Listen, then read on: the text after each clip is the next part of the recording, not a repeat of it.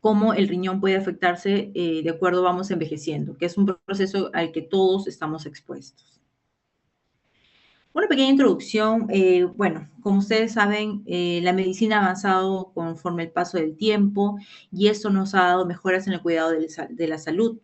Estas mejoras nos permiten a nosotros como personas mejorar nuestra expectativa de vida, asimismo al nosotros vivir más, el ser humano poder vivir más, van a haber aparición de enfermedades crónicas y también últimamente estamos viendo que hay una disminución a nivel mundial de las tasas de natalidad y de crecimiento, ¿no? Tenemos menos niños, menos recién nacidos y por lo tanto esto nos lleva a una mayor población longeva.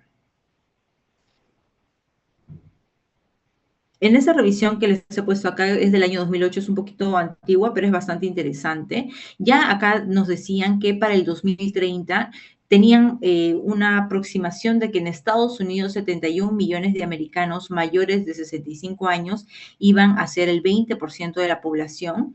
En la Unión Europea los adultos mayores de 60 años iban a conformar el 21% de población y para el 2050 esta iba a incrementar en un 33%. En China, que normalmente ahorita la población es de 1.400 millones de personas, se dice que para el 2030, 143 millones de personas mayores de 60 años van a ser el 11% de su población y para el 2040, 10 años después, esta se iba a duplicar incluso más del doble, 374 millones de personas, que equivale a un 24.8% mayores de 60 años, iban a ser la población a nivel de lo que es la población longeva en el mundo, ¿no? Y ese crecimiento definitivamente es importante porque la población geriátrica tiene no solo un impacto a nivel de lo que es la parte médica, social y económica. Recordemos que quienes somos las personas económicamente activas son las personas jóvenes, ¿no? Y obviamente si tenemos una población geriátrica, una mayor población geriátrica, van a haber mucho impacto, ¿no? En estas tres esferas. Este es un cuadro pequeño en el cual más o menos de las Naciones Unidas dan una proximidad de cómo va a incrementar conforme pase el tiempo el porcentaje de adultos mayores, ¿no? Acá, por ejemplo, esta es una reseña del año 2022, como Japón con casi un 30% para el año 2050, esto va a incrementar hasta un 37.5%. Asimismo, países de Europa, ¿no? Italia de 24% a 37%, va a haber un incremento de población longeva y como prácticamente la zona de Europa hay mucha población longeva y esta va incrementando conforme pase el tiempo. En el Caribe solo, bueno, acá consideran a Puerto Rico. Hablando ya de lo que es el tema que vamos a ver hoy día, el envejecimiento, la OMS lo define como un proceso fisiológico el cual comienza en la concepción y ocasiona cambios en las características de las especies durante todo el ciclo de vida. O sea, quiere decir prácticamente desde que ya estamos siendo concebidos, nacemos, ya estamos en un proceso de envejecimiento. Este ritmo es variable en diferentes órganos, así como entre los individuos. Definitivamente todas las personas no vamos a envejecer de una forma similar, ¿no? Y asimismo, si una persona tiene comorbilidades o estilos de vida que no son adecuados, definitivamente el proceso de envejecimiento se va a acelerar. Es un proceso también que es continuo, es irreversible, por más que queramos detener el tiempo, es algo que no podemos hacerlo, es un proceso irreversible, lo que nos va a generar un deterioro funcional y a su vez va a culminar en la muerte. Entonces, como vemos acá, desde que nacemos vamos a pasar por un proceso de maduración, crecimiento, hasta que llega, como quien dice, el pico máximo de crecimiento, que es aproximadamente los 30 años. Antes se decía que eran 40 años, ahora ya no se ha visto que es a partir de los 30 años, empieza el declive, ¿no? El declive de todos nuestros órganos, sistemas, de nuestras funciones fisiológicas, por lo cual la persona va a terminar en envejecimiento. Asimismo, también la ONU define el adulto mayor como toda aquella persona mayor o igual de 60 años. En Perú también tenemos esta clasificación de persona adulta mayor, mayor o igual a 60 años. Ya yendo a lo que es el envejecimiento renal, Vamos a ver que, como una pequeña introducción, porque vamos a ver varios cambios, no solo a nivel morfológico, sino también fisiológico, celulares, de lo que va a pasar en el riñón en el adulto mayor. A ver, estamos hablando del adulto mayor sano, por si acaso. Va a haber un proceso evolutivo también en el cual se va a caracterizar por una disminución progresiva de la función renal. Esto se traduce como una disminución de la tasa de filtración glomerular.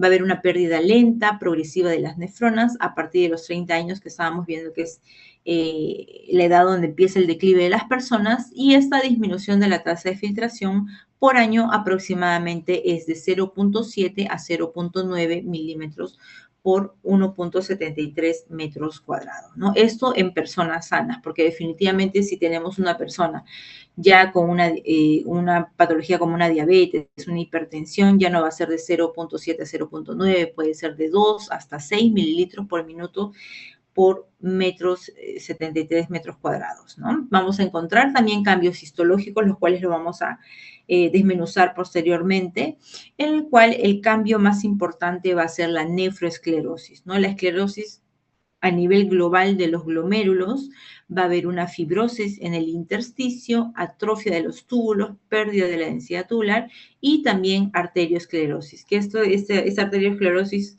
es en verdad ocurre en todos los vasos sanguíneos del adulto mayor, ¿no? Pero sobre todo también vamos a verlo a nivel renal. Asimismo, van a haber factores que precipiten o que aceleren este envejecimiento como factores protectores. Dentro de los factores que van a precipitar más el envejecimiento de nuestro riñón, tenemos a la cabeza la diabetes, hipertensión, defectos metabólicos, las glomerulopatías, enfermedades propias del riñón, hipoxia, una dieta rica en grasas o calorías, procesos infecciosos, procesos inflamatorios, el estrés oxidativo, todo esto va a generar mayor envejecimiento a nivel renal, y factores protectores que también vamos a ver más tarde. La inhibición del eje renina-angiotensina-aldosterona, una dieta con restricción calórica, la activación de antioxidantes como las sirtuinas, el cloto, que también es una proteína antioxidante, un tratamiento apropiado de una enfermedad basal, si el paciente es diabético o hipertenso, que es algo que a veces no podemos cambiar, si lo manejamos, si el paciente está controlado, el proceso de envejecimiento va a enlentecer, asimismo como la terapia antifibrótica, ¿no? Ya terapia netamente propia a nivel molecular. Entonces, como vemos acá en este cuadro, las curvas, es un cuadro muy interesante en el cual, por ejemplo, en las curvas, en la línea verde, tenemos una población sana, un adulto mayor sano que va a ir envejeciendo, pero conforme pasen los años, la función renal como un proceso fisiológico va a disminuir y va a llegar a lo que es la definición de enfermedad renal crónica, que sabemos que es una tasa de filtración menor de 60. Si este paciente tuviera, se espera que esta persona tenga comorbilidades como por ejemplo hipertensión, diabetes, obesidad, recién las está desarrollando, vamos a ver que de forma más rápida va a llegar a la tasa de filtración glomerular que equivale a la RC, que es la tasa de filtración menos de 60. Pero si esta persona ya de por sí ya tiene una enfermedad crónica establecida, ya sea una nefropatía diabética o una glomerulopatía, como vemos en la flecha en naranja, vamos a ver que esta progresión es mucho más rápida va a llegar a lo que es la tasa de filtración menos de 60, ¿no? Acá ya tenemos la definición, enfermedad renal crónica, hablamos de una tasa de filtración menos de 60, pero ¿qué pasa, por ejemplo, con esos adultos mayores que son sanos, que no tienen ninguna patología de fondo, que sus riñones, bueno, van a tener cambios propios por la edad, pero no tienen en verdad una patología, son personas sanas? ¿Cómo podemos decir que este abuelito, digamos, ya tiene una enfermedad renal? ¿Cuándo nosotros lo podemos considerar? Porque por la edad puede salirle 60 mililitros por minuto y no necesariamente tener una enfermedad renal crónica. Muchos autores postulan de que hablemos de enfermedad renal en el adulto mayor sano cuando éste tenga una tasa de filtración menos de 45 mililitros. Ya cuando llega al menos de 45, ahí sí ya decimos este adulto mayor ya posiblemente tiene un grado de enfermedad renal crónica. Entonces, ya hablando con lo que es la patogenia del envejecimiento renal, que en verdad es la patogenia que se repite en todas las células, lo que es el envejecimiento celular, va a estar conformado por mecanismos celulares y moleculares relacionados al envejecimiento en general y al envejecimiento renal, ¿no? La senescencia celular va a desempeñar un papel crítico en la mediación del envejecimiento y enfermedades relacionadas con la edad. Ahorita vamos a ver que hay muchos factores que no solo se asocian a envejecimiento, sino también a patologías. Aquí entran también, como en todo, los factores genéticos, ambientales, socioeconómicos, los cuales pueden afectar esta senescencia celular, acelerándola o retrasándola. Ya hablando de lo que es la senescencia celular, es la detención irreversible del ciclo celular en respuesta a diferentes tipos de estrés. Y lo que vamos a encontrar es una triada. Va a haber una detención del crecimiento de las células, resistencia a la apoptosis y va a haber un fenotipo secretor asociado a la senescencia llamado SASP, el cual va a promover la fibrosis y la disfunción celular. Acá vemos un ejemplo de cómo, digamos, a nivel celular se afecta la senescencia, ¿no? Va a haber el acortamiento de telómeros, va a haber disfunción de las mitocondrias, un arresto del ciclo celular. Eso es lo primero que vamos a ver en la detención del ciclo de crecimiento celular, que no solo ocurre a nivel de riñón, sino en todas las células. Y esto genera especies reactivas de oxígeno, los famosos ROS, genera inflamación, todos estos de acá, el SAS también, que son estas sustancias secretoras que van a promover fibrosis, disfunción, también todas esas confluyen en un proceso de inflamación crónico, que a nivel renal se va a traducir, digamos, a nivel, por ejemplo, de los podocitos, de la parte podocitaria, una disfunción de podocitos a nivel del intersticio, vamos a encontrar fibrosis, fibrosis intersticial y atrofia tubular, y a nivel glomerular, la glomerulosclerosis, o también lo traducimos como un daño del endotelio, ¿no? De los vasos sanguíneos, que prácticamente el glomérulo es un ovillo de vasos sanguíneos. Asimismo, como estábamos viendo, hay toda una serie de factores que van a activar las señales de senescencia, entre ellos estos de acá, los CDK4, que son los inhibidores de la quinasa dependiente de ciclina. Cuando nosotros aumentamos la expresión de estos de acá, de los CDK4, CDK6, todos estos favorecen lo que es la senescencia celular, ¿ya? Pero sí hay otros factores que son protectores. Bueno, los factores que activan estos inhibidores de la quinina dependiente de ciclasa son mayormente factores estresantes, la misma edad, una lesión renal aguda, hipertensión, diabetes, etc. Pero tenemos factores que protegen, como habíamos mencionado, la sirtuina 1, el cloto, que es una proteína importante antioxidante, y al final, en caso se activen, digamos, los factores activen más de estos inhibidores dependientes de ciclina, lo que vamos a encontrar es una disminución de la capacidad de la función renal y una susceptibilidad, perdón, para, ay, creo que se salió. Vamos a encontrar mayor proliferación, fibrosis, el arresto del crecimiento celular y por ende el envejecimiento.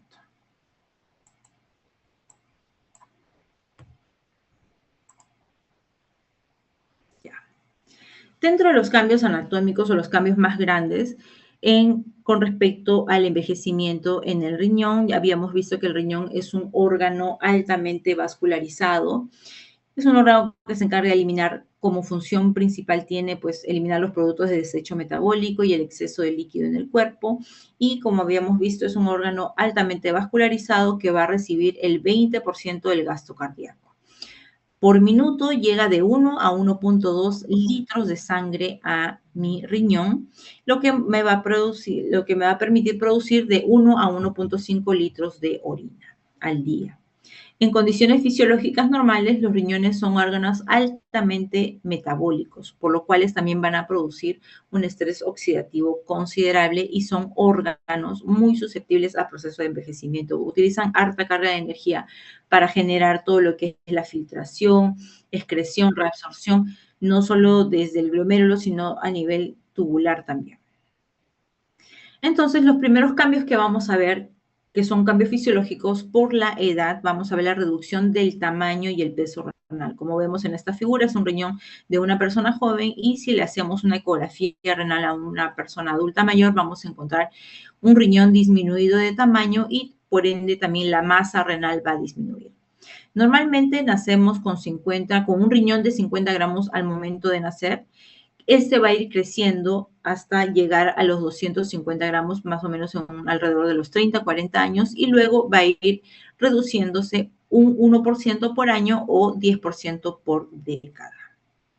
La ecografía, como había mencionado, nos permite medir el tamaño del riñón, pero es como si tomáramos una captura del riñón, ¿no? Nos permite ver el diámetro longitudinal, anteroposterior, pero hay otros exámenes que nos van a dar una visión mejor, hasta tridimensional, como una resonancia magnética, una tomografía, nos puede dar, incluso podríamos medir el volumen del riñón.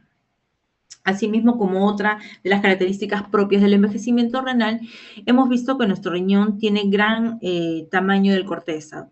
La corteza viene a ser el 73% de un riñón sano y la médula el 27%, pero este porcentaje va a ir invirtiéndose conforme la persona envejece.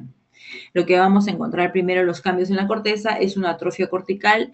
Esta se va a ir disminuyendo en tamaño producida por la atrofia de las nefronas que vamos a encontrar a nivel de la corteza. Ahorita vamos a mostrar una imagen para que sea más ilustrativo. Asimismo, también, como mi corteza va a ir disminuyendo en tamaño, la médula más bien va a ir aumentando de tamaño. En la médula, mayor parte, lo que vamos a encontrar son los túbulos. Entonces, estos túbulos, con tal de seguir funcionando, de compensar la falla de las nefronas que no van a, digamos, a filtrar adecuadamente, los túbulos van a trabajar más y va a haber una hipertrofia tubular que vamos a encontrar como una medida compensatoria. Esto va a ir pasando, como les digo, a partir de los 30 años vamos a empezar a ver estos cambios, pero a partir de los 50 años estos cambios van a ser más bruscos. Ya no solo va a disminuir el volumen de la corteza, sino también ya la médula va a empezar a atrofiarse. Y va a haber mayor crecimiento de lo que es la grasa perirrenal, el intersticio. Entonces se dice que más o menos a partir de los 50 años vamos a perder un volumen renal de 22 centímetros cúbicos por cada 10 años. Este volumen renal es un importante indicador de insuficiencia renal. Definitivamente, si tenemos un riñón, un órgano renal más pequeño, la función va a ser mucho menor. Entonces vemos acá cómo sucede el proceso del envejecimiento. Tenemos acá nuestra corteza renal, la cual conforme pasa el tiempo se va a ir reduciendo de tamaño. La médula inicialmente compensa esta disminución de la corteza renal, pero a partir de los 50 años también se reduce de tamaño. La grasa intrarrenal va a crecer, va a tratar como que de cubrir esos espacios que se han atrofiado, y asimismo la superficie renal, que es una superficie lisa, se va a volver rugosa, y también podemos ver aparición o incremento de quistes renales como parte del deterioro o atrofia severa de los túbulos. Otros cambios macroscópicos que ya les había mencionado: incremento de la rugosidad de la superficie del riñón. Van a aparecer estos quistes, pueden aparecer o en un riñón o en ambos, pero normalmente son quistes únicos o menos de 3 quistes por riñón. Son una poca cantidad de quistes y normalmente son benignos. Vienen los pacientes a la consulta, se les evalúa, se les pide su ecografía, se les hace un seguimiento anual ecográfico y se les explica que son quistes benignos, que no van a incrementar, o a menos que sea la aparición de una enfermedad renal poliquística, que ahí sí aparecen más de un quiste, más de 3 quistes, pueden haber 10 quistes y es usualmente bilateral. Asimismo, la aparición de quistes están asociados con hipertensión, va a disminuir el parénquima renal y va a generar cambios funcionales, ¿no? Entonces, acá vemos una imagen. Usualmente este es un quiste renal único, el cual hacemos seguimiento ecográfico anual para ver si estos aumentan, si se mantienen igual. Muy pocas veces desaparecen. Pueden a veces disminuir su tamaño, pero ahí permanecen en el riñón. Otros cambios que vamos a encontrar ya un poco más microscópicos: a nivel de las nefronas, nosotros nacemos de 800 a 1 millón de nefronas por riñón. O sea, cada ser humano tiene aproximadamente 2 millones de nefronas. Estas, conforme va a pasar el tiempo, vamos a ir perdiendo las nefronas. Van a ir, como quien dice, muriéndose, porque vamos a encontrar una glomerulosclerosis. Y se dice que hay una pérdida de la masa nefromanal de un 10% por década, prácticamente 1% por año. Ya habíamos mencionado que el envejecimiento se debe netamente por la glomeruloesclerosis que va a ocurrir y es una glomeruloesclerosis global. El glomérulo completamente se esclerosa y esto me disminuye la cantidad o la densidad glomerular. Por lo tanto, también va a haber disminución de la tasa de filtración glomerular. Asimismo, los glomérulos sanos que todavía quedan, ¿no? Van a hipertrofiarse, van a trabajar más y van a ser una hipertrofia compensatoria de los glomérulos esclerosados. Lo vamos a ver mucho más detallado en imágenes histológicas. Asimismo, también vamos a encontrar engrosamiento de la membrana basal, condensación, hialinosis y un colapso glomerular. Vemos acá, bueno, esto es una nefrona, ustedes saben, la nefrona pues está compuesta por glomérulo y túbulos, pero en este caso han habido pérdida de las otras nefronas circundantes y esta nefrona que queda sola va a hipertrofiarse. No solo va a crecer el glomérulo, sino también los túbulos se van a hipertrofiar porque van a trabajar en exceso compensando a las otras nefronas que se han perdido.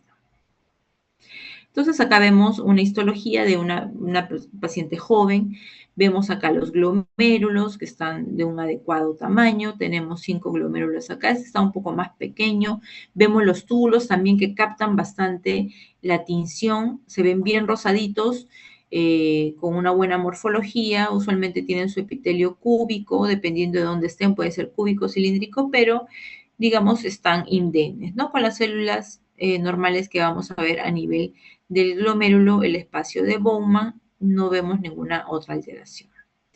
Pero en el caso, esta es una biopsia de una persona mayor. Acá lo que notamos, de acá es un glomérulo completamente esclerosado. Está esclerosado, hay hialinosis en esta zona, el ovillo capilar se ha colapsado y los otros glomérulos, que acá vemos otros 3 glomérulos que están al costado de este glomérulo esclerosado, están incrementados de tamaño porque recuerden que los glomérulos que quedan todavía indemnes se van a hipertrofiar de forma compensatoria.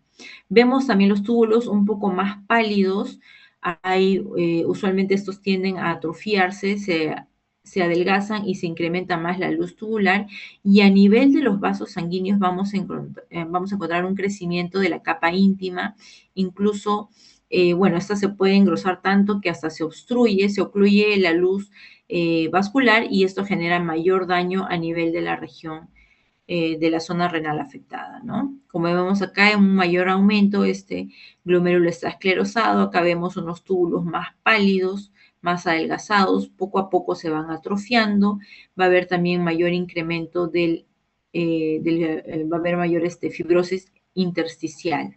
¿Ya? Y acá vemos, bueno, este es el glomérulo que está compensando, que está aumentado de tamaño. Acá también podemos ver otra imagen en la cual vemos 2 glomérulos completamente esclerosados y al costado de él un glomérulo incrementado de tamaño, que es el glomérulo que está compensando la pérdida de estos dos. Vemos también los túbulos, no captan bien la tinción, están pálidos, están atrofiados, tienen bordes irregulares. Y también vemos acá 2 vasos sanguíneos, los cuales tienen incremento de la capa íntima y hialinosis, tejido hialinoso en las capas íntimas del vaso sanguíneo.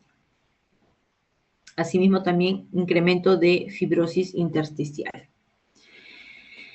Entonces, como hemos visto, netamente a nivel glomerular vamos a encontrar una glomeruloesclerosis global, a nivel tubular vamos a encontrar fibrosis del intersticio y atrofia tubular.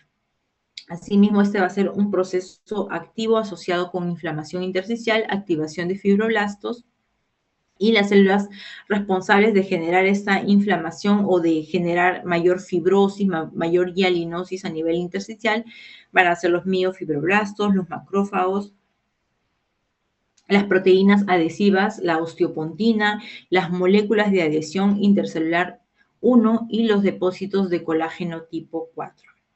Asimismo, los túbulos renales distales, hemos visto de por sí estos se van a atrofiar, se van a adelgazar, van a perder su estructura, pueden empezar a formar divertículos como unas bolsitas y estos se van juntando y van a generar los famosos quistes simples. Asimismo también, bueno, con respecto a los túbulos, estos van a disminuir el número de túbulos conforme va incrementando la edad de la persona, disminuyen en volumen y disminuyen en longitud. Va a haber una disminución de la cantidad de túbulos a nivel renal, asimismo también la matriz extracelular. Va a haber mayor fibrosis, mayor depósitos de colágenos, mayor expresión de genes relacionados con fibrosis, incluido la fibronectina y el factor de crecimiento transformante beta. Con respecto a los cambios vasculares, ya un poco habíamos ido viendo qué pasa en los vasos sanguíneos de mi riñón. Como vemos, el riñón es un órgano altamente vascularizado. Al esclerosarse los vasos sanguíneos, va a haber una mayor entrada, un menor ingreso de flujo sanguíneo, ¿no? Este flujo sanguíneo va a disminuir conforme pasa la edad y también van a disminuir los cambios adaptativos de lo que es el flujo sanguíneo renal. A veces cuando hay vasoconstricción o hay hipotensión, hipertensión, el riñón genera, digamos, vasoconstricción de la arteriola aferente y así generan mecanismos de autorregulación cuando tenemos cambios muy bruscos de la presión arterial. Todos estos mecanismos van a disminuir también su respuesta. Con respecto a las arterias intrarrenales, vamos a encontrar arteriosclerosis e hipertrofia de la capa media y afectación de la capa íntima, y este daño vamos a verlo más marcado en pacientes diabéticos e hipertensos. ¿Ya? Asimismo, también las arterias arqueadas, que son estas de acá que dan la curva, van a volverse más anguladas e irregulares, y asimismo va a incrementar la tortuosidad y espirales de los vasos interlobales. O sea, en general se va a alterar la estructura también de la distribución de los vasos arteriales del riñón. Vamos a encontrar también a nivel de las arteriolas depósitos hialinos dentro del vaso sanguíneo, lo cual va a generar obliteración o obstrucción de la luz capilar, generando mayor esclerosis a nivel glomerular. Asimismo van a aparecer vasos colaterales, ¿no? O también conocidos como shunts, a nivel de lo que es la irrigación arterial y venosa de los túbulos. Y de por sí lo que vamos a encontrar es una disminución del flujo sanguíneo que me va a generar mayor deterioro, mayor esclerosis glomerular, mayor atrofia tubular.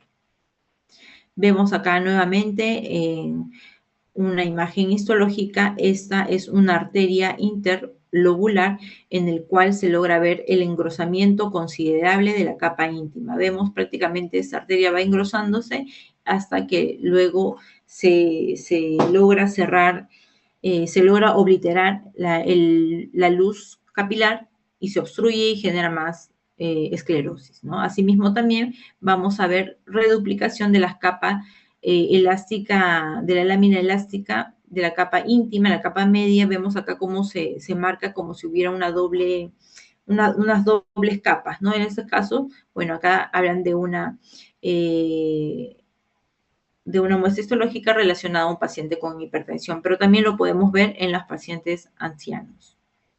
Entonces, estos son más que todos los cambios microscópicos que vamos a encontrar en el proceso de envejecimiento renal, que son cambios propios ya de la edad, ¿no? A nivel del glomérulo, vuelvo a repetir, la glomerulosclerosis, el ensanchamiento de la membrana basal y el incremento de la matriz mesangial. A nivel del túbulo intersticial, fibrosis túbulo intersticial, disminución del número, volumen y largo de los túbulos, por ende va a haber una disminución también de la densidad tubular.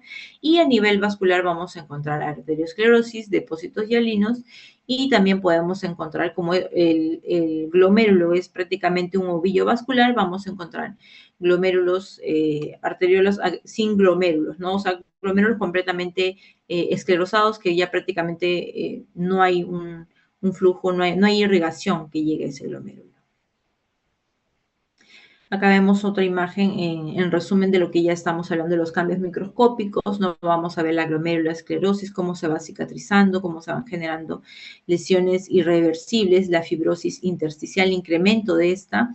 Obviamente no tenemos una buena irrigación glomerular. Esto se va a traducir como una disminución de la tasa de filtración glomerular.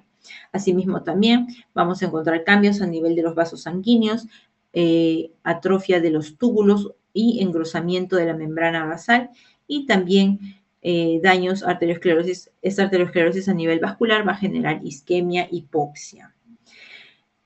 ¿En qué se traduce todos estos cambios que hemos estado mencionando? Se van a traducir en una disminución de la función renal, la cual se equipara a una disminución de la tasa de filtración glomerular, y no solo va a disminuir la tasa de filtración, sino también disminuye el flujo sanguíneo renal y el flujo plasmático renal. El flujo plasmático renal prácticamente es el 50-60% del flujo sanguíneo renal que ingresa para lo que es la filtración glomerular.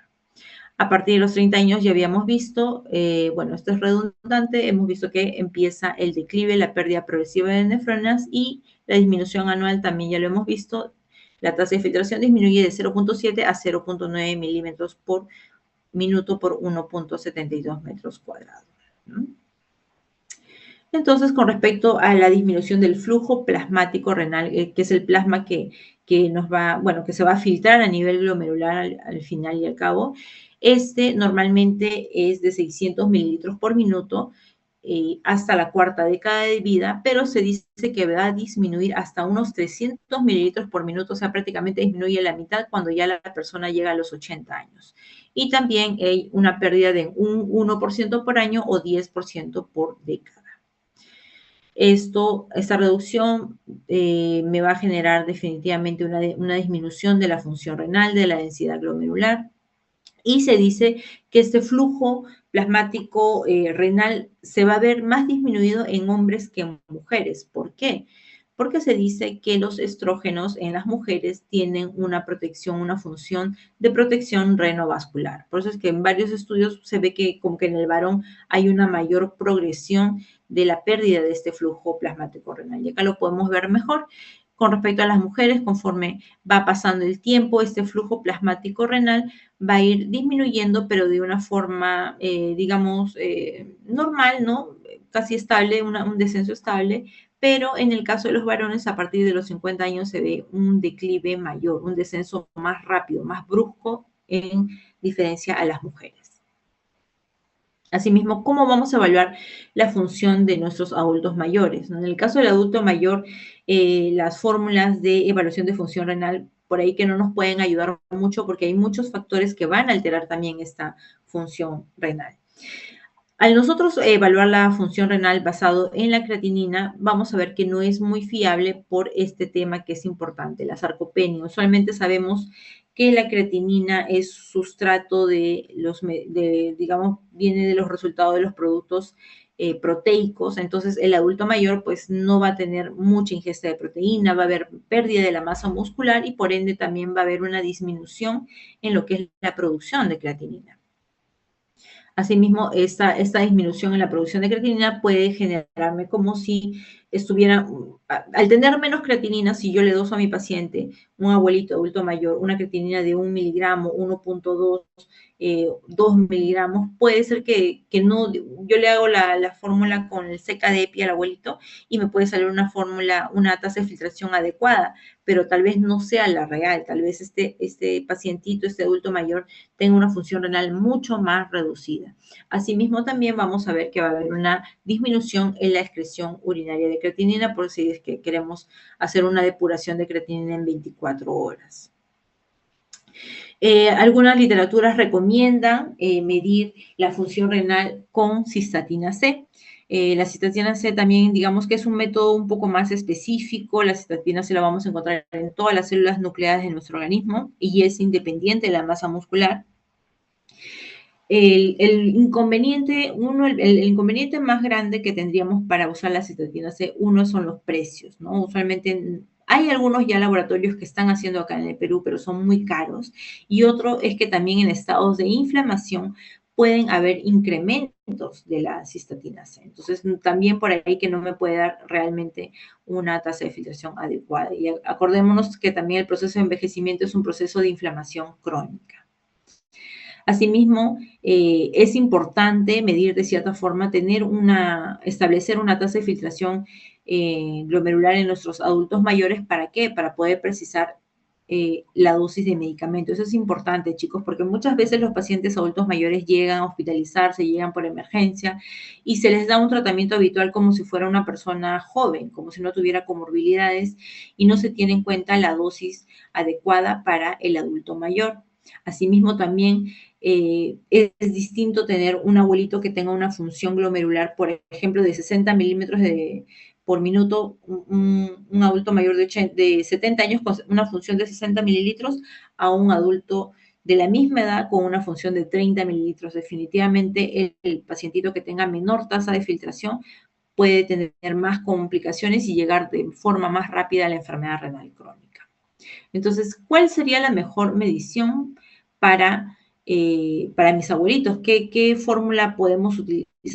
Usualmente siempre seguimos utilizando la ecuación del CKD-EPI, incluso hay calculadoras que ya simplemente nos ayuda a calcularlo, pero hay incluso también la ecuación de CKD-EPI más cistatina C, que es combinada y que incluso nos da nos llega a dar un mejor resultado para ver cuál es realmente la tasa de filtración de mi adulto mayor.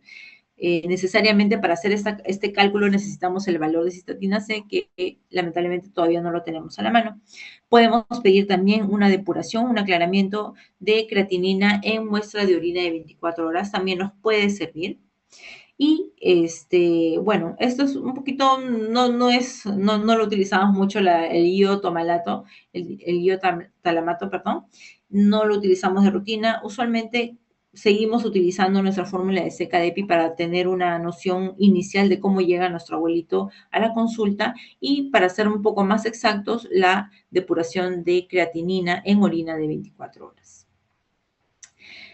¿Qué otros cambios vamos a encontrar? Por ejemplo, se afecta y hemos visto va a disminuir la función renal, la función plasmática también va a disminuir a nivel tubular, sobre todo que es lo que vemos, la osmorregulación, va a haber un deterioro, porque acuérdense que tenemos atrofia tubular, entonces va a haber un deterioro en la capacidad de diluir o de concentrar la orina. La reabsorción, la eliminación, la excreción de sustancias va a estar alterada por esta falta de funcionalidad a nivel tubular y nuestros abuelitos son más propensos a sufrir trastornos hídricos y de depresión de volumen, ¿no? Acá, por ejemplo, un estudio de ratas en edad avanzada con receptores de hormona antidiurética se ve que hay menor funcionamiento también de estos receptores. No es solo que el tema de la atrofia tubular, sino también hay menor funcionamiento de los mismos, menor sensibilidad a la hormona y asimismo hay menor cantidad de acuaporinas que son, digamos, las acuaporinas son las puertitas de entrada para ya sea reabsorber o eliminar orina, ¿no? Entonces se altera todo, no solo se altera la estructura tubular, sino también todas las enzimas, las proteínas que nos ayudan como contrasportadores de sustancias. A nivel del equilibrio ácido-base, usualmente el paciente adulto mayor puede estar estable en condiciones normales, pero sí va a haber un mayor agravamiento en situaciones de estrés, ¿no? El pacientito se infecta, hace sepsis, lesión renal aguda, etc. Entonces va a haber mayormente una acidosis metabólica, va a haber por incapacidad de excretar esta carga de ácido adicional. Asimismo, con respecto al balance de sodio, va a estar alterada la regulación del balance de sodio, va a haber una excreción deficiente. Si es que el paciente recibe una gran carga de sodio, no lo va a poder eliminar adecuadamente. Asimismo, una conservación defectuosa si el paciente no tiene buena ingesta de sodio. De por sí, como le digo, fácilmente se pueden ir a la hipernatremia o la hiponatremia. Asimismo, normalmente la dieta en países desarrollados consumen de 8 a 10 gramos al día, lo cual si mi paciente ingiere esta dieta puede tener un exceso de sodio, ¿no? Una hipernatremia. Asimismo, también por la predisposición de otras enfermedades, hipertensión, la misma edad, el estrés oxidativo, va a haber un mal funcionamiento de lo que es el balance del sodio.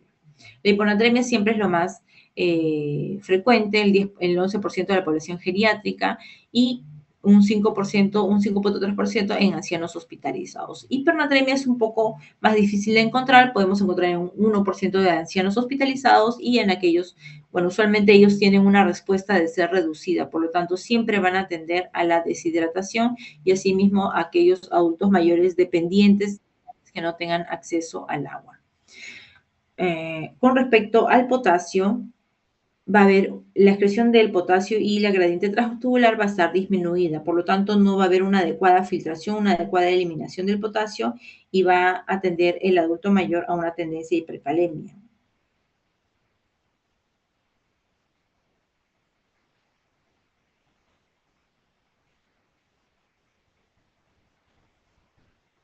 Perdón, sigamos. En la hipocalemia va a suceder en caso el paciente tenga sobre todo las pérdidas extrarrenales, vómitos, diarrea sobre todo, pérdidas gastrointestinales, como hay mala regulación tanto de cualquiera de los electrolitos del sodio, el potasio, el calcio, va a haber una mayor tendencia a hipocalemia si es que hay las pérdidas. Asimismo, el calcio, el caso de la hipercalciemia es lo más frecuente en pacientes ancianos, un 1 a 3%, y sobre todo en aquellos que están asociados o que tienen presencia de tumores malignos, hiperparatiroidismo, síndrome de inmovilización, uso de diuréticos tiacidas.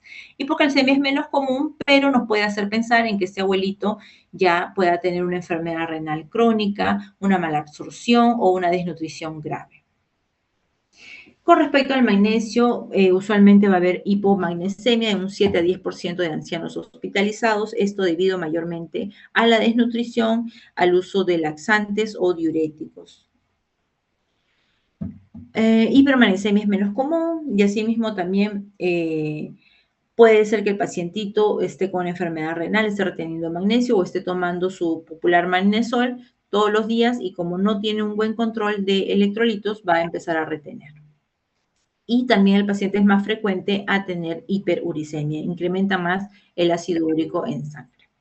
Entonces, ya hablando de enfermedad renal crónica, ya habíamos visto, a diferencia de los adultos jóvenes, cuando ya mi paciente adulto mayor tiene una tasa de filtración menos de 45, ojo a estar alertas, puede ser que ya el adulto mayor tenga una enfermedad renal crónica. Definitivamente esta va a aumentar con la edad. No todas las enfermedades renales crónicas van a ser iguales en todos los adultos mayores, ¿no? Y bueno, acá estamos repitiendo más que todo lo que es la definición, qué es lo que vamos a encontrar, marcadores de daño renal. Eso también tenemos que evaluar, no es solo haya disminución de la tasa de filtración y ahí nos quedamos, no, tenemos que evaluar si mi adulto mayor tiene proteinuria, hematuria, alguna otra alteración en la ecografía renal, si hay poliquistosis renal, etc. Tenemos que estudiar más de forma completa para descartar realmente si es que estamos frente a una enfermedad renal crónica o si es una disminución propia de la edad. Aquí mismo ya saben, ya lo conocen, los estadios de la tasa de filtración glomerular va descendiendo y también asociar con los niveles de proteinuria, los cuales conforme vayan avanzando van a ser de peor pronóstico para mi paciente. Entonces hay que ver, hay que determinar si realmente esta disminución de la tasa de filtración se debe al envejecimiento o si este paciente, bueno, presenta un envejecimiento con comorbilidades o si hubiera una enfermedad renal primaria o secundaria a otra patología. Debemos determinar todo esto. Las herramientas que vamos a usar, definitivamente la historia clínica del paciente, antecedentes personales, antecedentes familiares. Debemos de medir la tasa de filtración glomerular de forma precisa, exámenes de orina, en los cuales vamos a pedir, pues vamos a analizar qué células vamos a encontrar ahí, si hay hematuria, proteinuria, todos estos índices, una ecografía renal de vejiga y si es un adulto mayor varón, una vesicoprostática también y otros exámenes adicionales, ¿no? Ahí también tenemos lo que es una calculadora de riesgo en falla renal, una calculadora que nos va a permitir la predicción de riesgo de RC, ¿no? Entonces acá vamos a colocar la edad del paciente, el sexo, dónde está viviendo, su ratio albúmina creatinina y la tasa de filtración glomerular que le hemos calculado y de acuerdo a eso nos va a dar una predicción. Para más o menos ejemplificarlo, vamos a poner acá dos pacientitos. Tenemos la paciente A, y es una mujer de 75 años con una creatinina sérica de 1.5 miligramos por decilitro. Se le hace más o menos le hago su tasa de filtración con un secadepi, me salen 36 mililitros por minuto y un radio de albuminuria creatinina en orina de 10 miligramos por gramo. Lo coloco en la calculadora y me sale que más o menos su riesgo de enfermedad renal terminal o enfermedad renal avanzada a los 5 años es de 1%. Tengo otra paciente B, la misma edad, 75 años, tiene 1.5 miligramos, el mismo valor de creatinina que mi otra pacientita, la misma tasa de filtración con el Zeca de EPI, pero su relación albúmina-creatinina es mucho mayor de los 300 miligramos por gramo, o sea, estamos en 500 miligramos por gramo. Esta albuminuria definitivamente me va a alterar el riesgo de insuficiencia, a los 5 años va a ser un riesgo mucho mayor. Hemos visto acá un 1%, acá va a ser 11%. Entonces, definitivamente voy a tener más cuidado con esta paciente adulta mayor. Con respecto a la lesión renal aguda, de por sí ya hemos visto todos los cambios fisiológicos, todo el declive que ocurre en el riñón. Entonces, definitivamente, si mi adulto mayor se expone a un cuadro de una lesión renal aguda, ya sea por la causa que sea, ellos tienen mucha mayor riesgo. Con mayor facilidad van a llegar a ser lesión renal aguda. Y mayormente hemos visto que puede ser de etiología isquémica o nefrotóxica, ¿no? Ya les hemos dicho, ya les he dicho, el paciente adulto mayor a veces tiene polifarmacia, entonces hay que tener cuidado con los medicamentos que está ingiriendo. Asimismo, también el potencial de recuperación luego de una lesión renal aguda va a ser mucho menor que una persona joven, porque ya hemos visto, tenemos menos nefronas, se van a dañar más, al momento de recuperar se va a terminar con mucho menos también número de nefronas, hay una disminución de la tasa de filtración glomerular e incluso puede requerir diálisis mi abuelito adulto mayor. Entonces vemos acá en este ejemplo, ¿no? De por sí la misma edad ya es un factor de riesgo para que el adulto mayor presente una lesión renal aguda y más si ya de por sí él tiene una enfermedad renal crónica. Esta lesión renal aguda me va a generar que si mi paciente tiene un riñón sano, va a progresar de forma más rápida a la enfermedad renal crónica. Y si de por sí ya el adulto mayor tiene enfermedad renal crónica y se reagudiza, esta tasa va a seguir bajando más y va a ser más proclive a terapia de reemplazo renal. Entonces, ¿qué medidas voy a optar en el adulto mayor? Lo primero, siempre, como toda persona, ver los cambios de estilo de vida.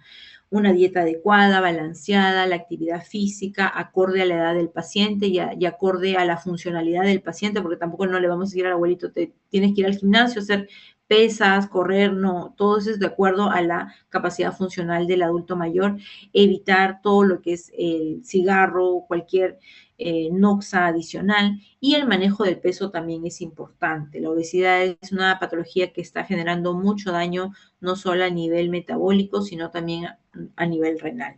Entonces, una de las medidas principales que se ha visto es la restricción calórica. No es que tampoco no le vamos a dar nada de calorías, sino le vamos a dar una dieta con, digamos, con calorías que sean un poco más nutritivas, evitar los azúcares refinados, que son, digamos, carbohidratos más procesados, ¿no? Ha demostrado esta restricción calórica mejorar la esperanza de vida media, y eso es para todos, no solo para los adultos mayores, atenúa el envejecimiento y retrasa la aparición de enfermedades propias del envejecimiento como el cáncer, la diabetes, enfermedades cardiovasculares, la atrofia cerebral. Y esta restricción calórica también se ha visto que incrementa la actividad de la sirtuina a nivel de los tejidos y a nivel del tejido renal. ¿Qué son las sirtuinas? Son unas enzimas que suprimen el estrés oxidativo, o sea, también son llamadas antioxidantes.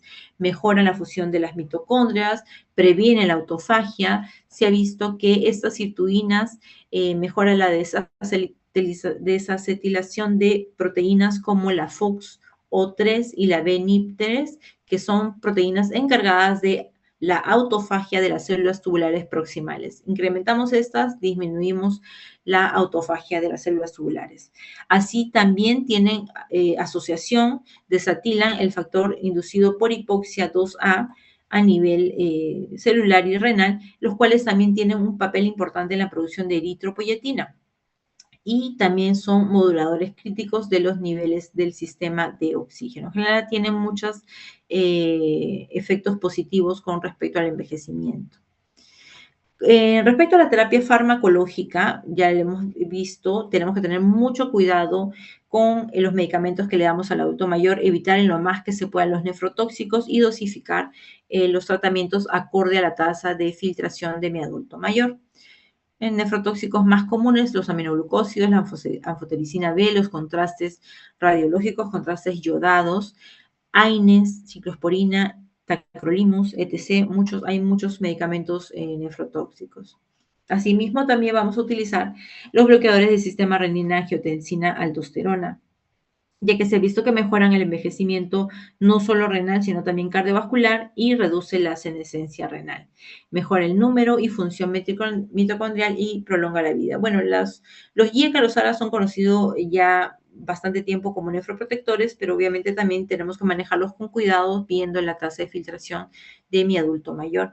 Y ahora último también lo que se está hablando, los inhibidores de SGLT2, que es una enzima cotransportadora que actúa a nivel intestinal, haciendo intercambio tanto del sodio como la glucosa. Bueno, estos inhibidores inicialmente se estaban estudiando para lo que es la diabetes, para generar no solo a nivel intestinal la eliminación de glucosa, sino también a nivel renal, generar glucosuria, mantener los niveles de glucosa en sangre adecuados mediante estas funciones, pero se ha visto que tienen otros efectos pleiotrópicos, no solo a nivel de diabetes. A nivel de corazón se ha visto efectos cardioprotectores, se está utilizando mucho en lo que es falla cardíaca, reducen fibrosis y remodelación del miocardio, disminuyen la lesión por isquemia reperfusión, disminuyen el estrés oxidativo, mejora contractibilidad del miocardio.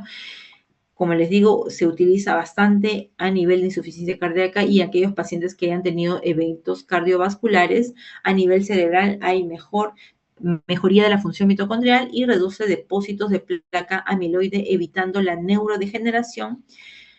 Bueno, estos son más estudios que se han hecho, a nivel de lo que es la senescencia celular, que es el envejecimiento, elimina las células senescentes en un modelo progeroide en ratón vivo, retrasa la disfunción tisular por envejecimiento, mejora la esperanza de vida, restaura la función de órganos, incluidos vasos sanguíneos, sin incrementar el riesgo de cáncer.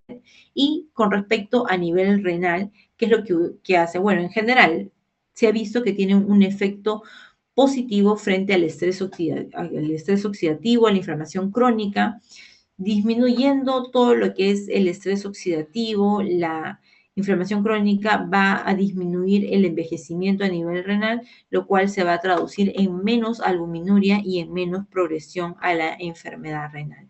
Y eso sería todo, chicos. No sé si hubiera